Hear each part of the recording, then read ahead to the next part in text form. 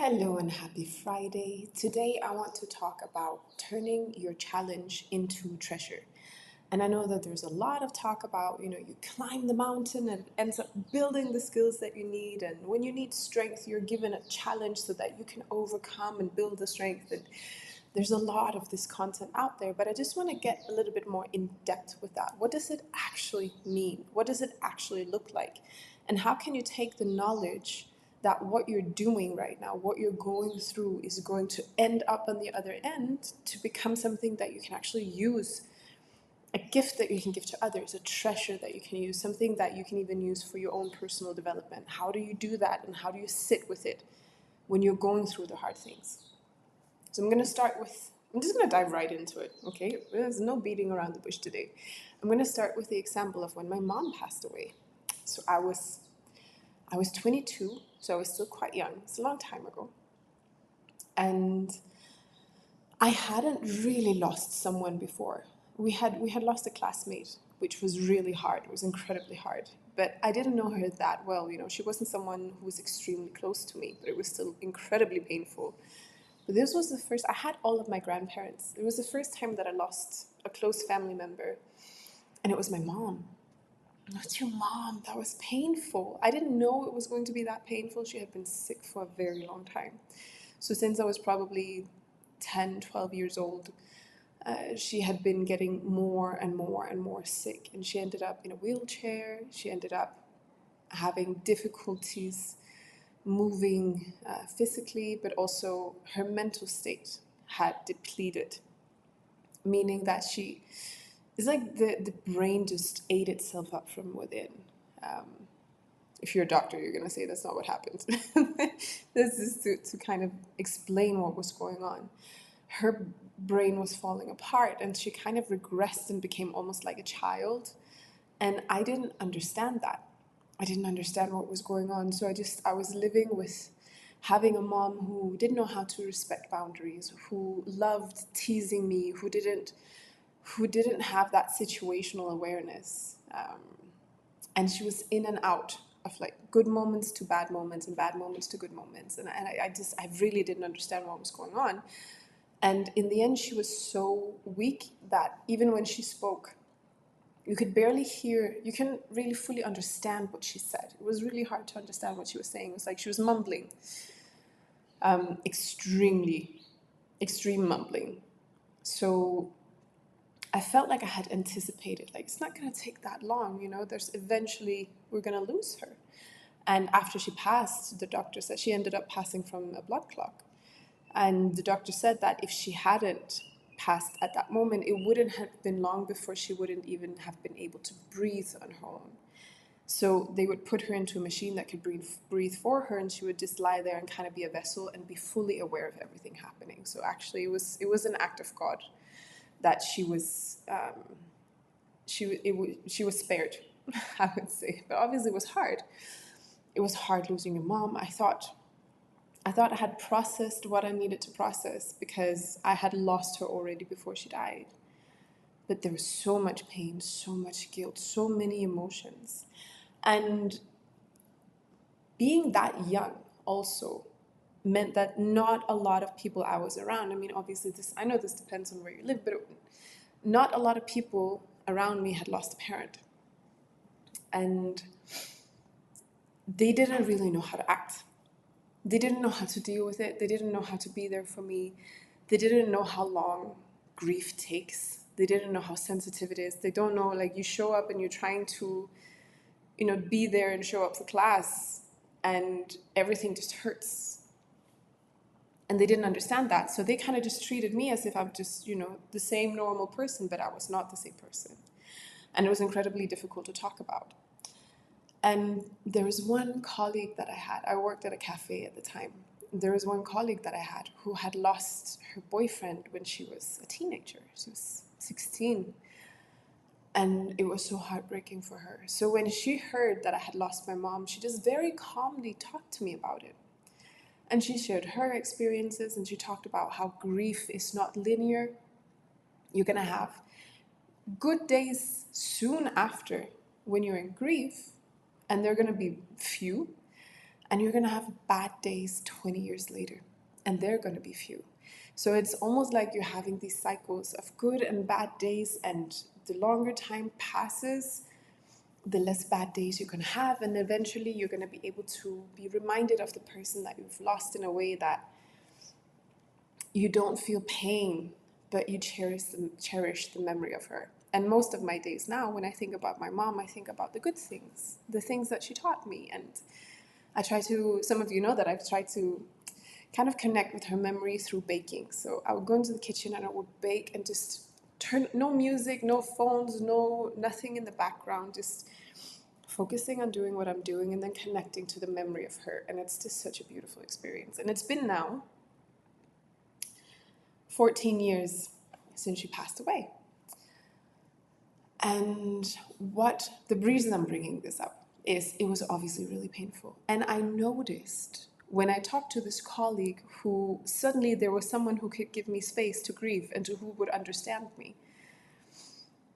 And it made me realize that one day I was going to be that person for somebody else. Because the experience of being in all of this pain and realizing, paying attention to how are people, some people would completely avoid talking to me because they're like, I don't know how to handle this. And it's because they don't know. They're really uncomfortable with the topic of death and grief, which obviously many of us are because we're not taught how to talk about it. And we don't fully know until we've been there. So there was a blessing in going through that and being aware of what I was experiencing in terms of what other people went through. So some years later, a good friend of mine lost his mom.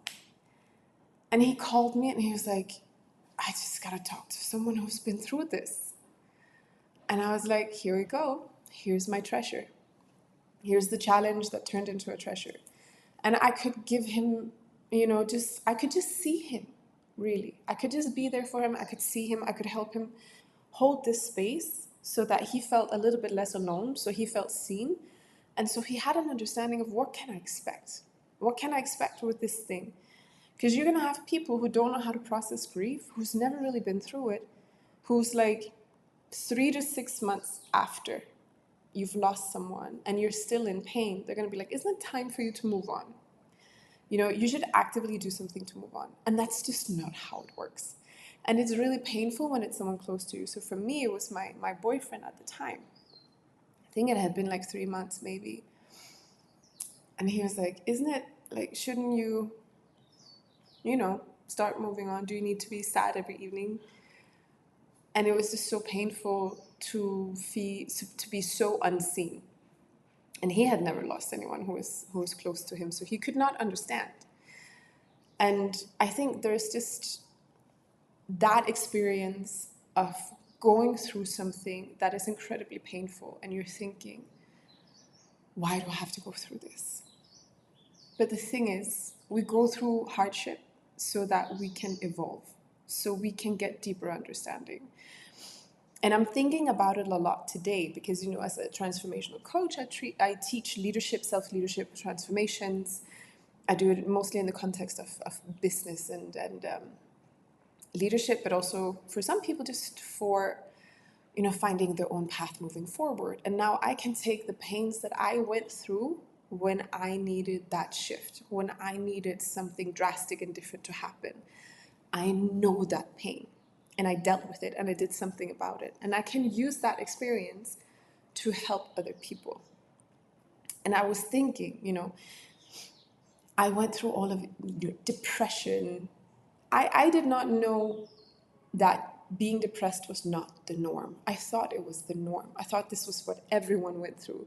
I was surrounded by teenagers. I was myself a teenager. Nobody was well, right?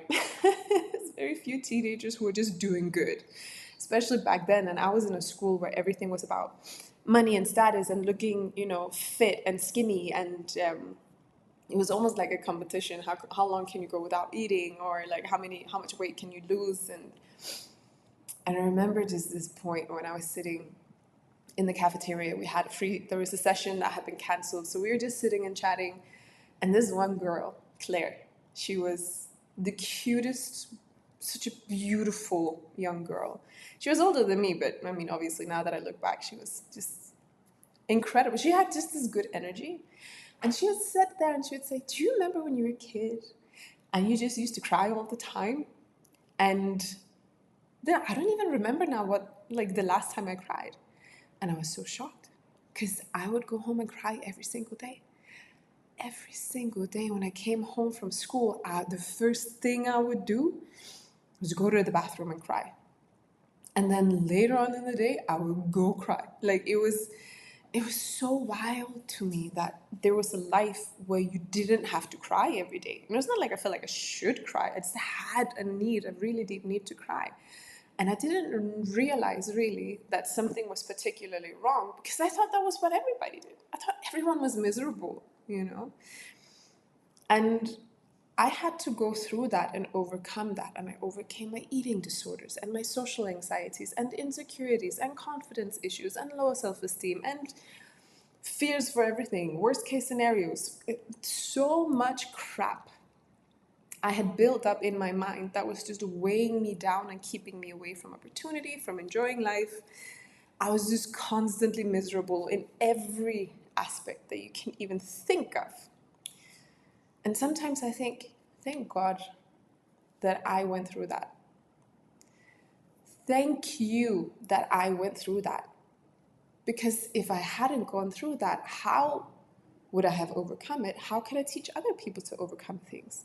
How can I help other people sit with the emotions and break free of the emotions and overcome the emotions that are involved and around going through transformation? If I did not have a really, really deep understanding of how our thoughts and our emotions can just completely run our lives, if I didn't understand the addiction of victimhood mentality and how hard it is actually to get out of that, how hard it is to get out of thoughts and emotions around your own self-image. If I didn't understand that, how can I help other people hold through it? How can I hold space for people who are sitting with that? And how can I remove all of my judgments? That's one of the feedbacks that I very often get from people. Is like, there's just no judgment with you. You're just, you're just sitting there. You're fully understanding, and you're just talking about, okay, how do we process this, and how can you think about this in a different way? I would not be able to do that if I hadn't gone through all of the things and all of the pain that I had been through. That pain and all of those issues and those decades of my youth that I lost, that I didn't do things that young people can just go and do. I didn't go on exchange. I was terrified, when everyone else went on exchange. That could have been the craziest, most amazing experience of my life. I had to overcome all of these things so that now I can help other people overcome their things. I can help people unshackle their thinking. So that is such a treasure. It is such a blessing. And I see sometimes there are some coaches who are out there who are like, I've never had insecurity issues. Just never spoke. I don't even know what that is. Like, this is how I think. And that can be really useful in terms of just having those, reframing yourself and having those perspective changes. It can be really useful to hear someone say, I've never dealt with this. So, okay, I wonder what that feels like. Then what would you think? You can still use them as a mirror. You can use everyone as a mirror to kind of see, what am I doing? What's going on here? But on the other hand, I don't think I would hire a coach who's never had to go through confidence and insecurity issues. Because how can they really hold that space for me apart from just saying, I don't even understand what you're going through. I don't need, that doesn't make any sense to me. Why would you be insecure? And I know that some people, that's what they need, and that's great. And there are some coaches out there who's like, I've just been able to attract these, millions of dollars because I just went out there and did the thing, and I've never had to deal with all of this crap that y'all are dealing with. And it's great. It has a magnetism to it, and I'm sure that they're able to help people by having that approach. But for me personally, if you haven't climbed that mountain, how are you gonna lead me through it? How are you gonna lead me over a mountaintop that you've never even seen? So when I see that, it just gives me so much confirmation that I am here for the people who need that type of coaching. They need a coach who have been through it. And for the leadership training that I delivered this week, there was one of the people who came to me and he said, you can really tell that you practice what you preach. You are really embodying your message. I was like, yes, I speak what I've learned. I teach how I've done the things. I teach how I've overcome. And then that has turned me into the coach that I am today. It has come through reflections. It has come through understanding. How has all of this been created? How did all of this pain come out of seemingly nowhere? And you start placing and you start putting it together and it starts to make sense and you realize this is not who actually I was supposed to be. This is who I was conditioned to be. So now that I understand that I'm conditioned in these and those areas, how can I change it? How can I challenge my deeply ingrained assumptions that I didn't even know existed because I've never experienced anything else? So it has just been such a blessing. It's the same way when I started my coaching business. It took years before I started making actual money in it. I had a few good sessions here and there, but it took a really long time for me to be consistent in the way that I show up, to be consistent in the way that I charge, to be consistent in the way that I took my business seriously. It took years. And some coaches out there, I didn't need years to set up my coaching business because I could just go out and make like a 6-figure month the first month that I was in business. I was like, okay, great for you. But how are you going to hold someone who's gone through years in their business and they haven't been able to crack it? For me, I had to go really, really, really, really deep and find all of these weird assumptions that it's not even thoughts, it's feelings. I discovered an internal resistance towards charging and accepting money that I didn't know was there, because in my head I was like, come pay me, it's going to be amazing. But there was a feeling. And not until I identified that feeling did I know how to deal with it, because we cannot change what we're not aware of. If you have never been through the scenario where you've gone years and you know that you're just an incredible coach, you can really, really help people, but for some reason it's just not working. How are you going to help somebody if all you have to say is that, oh, you just need to change your mindset. You just need to, yeah, but how? How? Because mindset is not just about our thoughts. It's about our energetic and emotional reactions to things. And until we start being able to unpack that level and go into that depth, we're just not going to have the breakthrough. So me going through years of struggle in my business, of not being able to figure this out, was such a blessing. Because now I can help other people who are going through the same, who've been through the same, who need that kind of shift. And because I've been in it and I've been so deep in it and I've really been digging and digging and digging, this is so much a part of who I am that when other people talk about their things, I can quickly identify from the words that they use what subconscious beliefs do they hold that is holding them back. I can tell, from how they speak. You can hear internally what are the beliefs and the thoughts that are lying behind what they say. And if I hadn't gone through these decades of pain and reflection and internal work, and if I hadn't gone through years of feeling stuck in my business, how was I going to help anybody else? So there's such a blessing to the struggle, because you get to learn on a whole different level what is this struggle about. And once you're in that, you overcome that struggle, you can help other people overcome that struggle.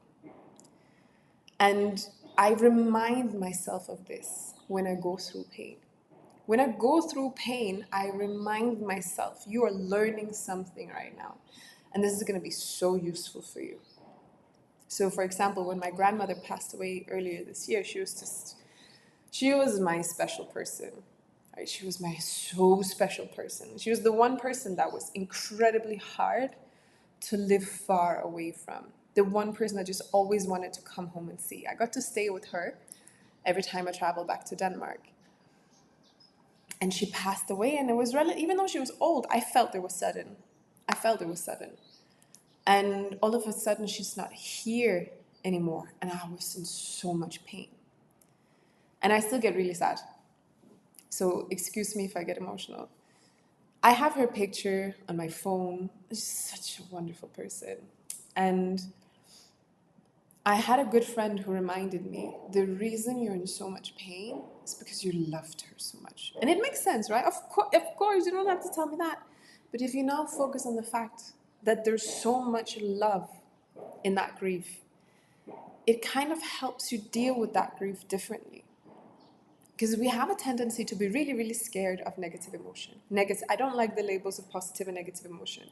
Emotions are emotions. They're all here to help us. And sometimes we get stuck on one emotion, but that comes from our mind's obsession with that emotion. That's very different. But when a pure emotion just comes in, such as grief, sadness around losing somebody, that is a positive emotion because it teaches us something. It is a pure emotion that we're supposed to feel. And if you're just reminded that you feel this because you love this person so much, you can focus on the love, and it just opens up your heart. And it gave me so much empathy for other people, even if they weren't going through grief, but just like I felt, in general, I just felt so much more loving. I felt so much more love for everybody because I focused so much on the love that I felt that caused this pain. And it was such a good learning experience. And I allowed myself to just cry. I allowed myself to just feel the pain and to process it and to sit with it and to connect with the memory of my grandmother over it. And there's such a beauty in being able to experience human emotion. And I know a lot of people, they're like, I don't want to be sad. I'm terrified of feeling sad and grief and anger and resentment.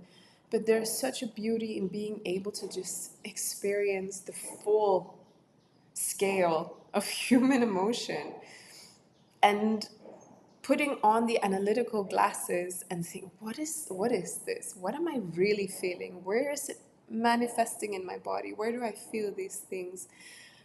What is it making me think of? What is it making me do? Like in this open space where I'm involved with other people, how does it impact the way that I show up? And I was at a conference when my grandmother was getting buried. So she passed away the day before I left. So I traveled from Kigali to Florida the day after she passed away. And I was attending a conference, and it was hundreds and hundreds of people, and a lot of people I hadn't seen in a long time. And there was a lot of just joy and love in being in that. I allowed myself to feel the joy and love of being around people that I was really happy to see, even though I was still grieving, even though I was still in pain. And the thing is, and this is another thing also, is another learning experience, we very often feel guilt and shame when we're going through grief. It's like we have this idea of what is grief supposed to be? What is sadness supposed to be? How long are you supposed to be grieving for this person? And what is it supposed to look like? And you can't walk around and smile at people when you've just lost someone that you love. That's disrespectful to the person. I was thinking, if you think about these things, it's not said, right? It's not said out loud that this is what you're supposed to do, but it's there. We kind of know. You're supposed to walk around with a really sad face, wearing only black. I was wearing colorful suits. I was smiling at people. I was hugging people. I was giving love. I was receiving love. And I was loving the experience. And I was hanging out with people all the while going through the grief of having lost my grandmother. And I allowed myself to have that. And I also thought my grandma would have never wanted me to go through this experience where I could potentially enjoy life so much and then instead walk around and just being really sad. She wouldn't have wanted that for me. And I didn't want that for me. And I know that I can grieve my grandmother. I can love my grandmother no matter how other people perceive me. So other people policing you on how you're supposed to be feeling, that's just not it. and that is another learning experience. So when you go through challenges, difficult challenges, know that this is a learning moment that you can share with other people once you've cracked the code to it. Once you've dealt with it, once you've sat with it, once you've understood it because it's been so personal to you for such a long time. And we do the work of reflecting on our journeys, and then now we're able to show other people, this is what happened to me, this is how I went through it.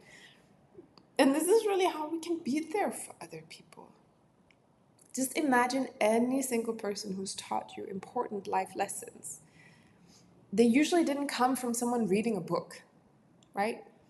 I read this in this book and this can help. And it's not that books are very helpful. It helps a lot with the small daily things, right? And it can help with perspective changes and everything. But someone saying, I read this book, you should do this thing, it's not what creates the biggest transformations for you. When someone gives you advice that is based on their personal learned experiences, it's very different from when someone said, I read about someone else who's went through a personal experience, right? So just understanding that what you're going through is going to become a blessing, a gift, a treasure for someone else at some point. And as we share our gifts and our treasures and we receive gifts and treasures from other people, is when we can truly just start going into this endless flow and abundance of learnings and development and growth and transformation. So that was what I had for you today. I think I liked this video. I'm gonna of course I did. This is my video. I hope you enjoyed this video. Please let me know in the comments. If you have any questions, reflections, or anything that you want to share, please let me know in the comments. Let me hear from you. I love when you're typing, letting me know what you liked and what you didn't like. And big shout out to Victoria, who's always here supporting the videos. And to everyone else, I know that you're tuning in and you're watching. I'm sending you so much love and blessings for the weekend. I hope you have an incredible weekend ahead. So, bye for now.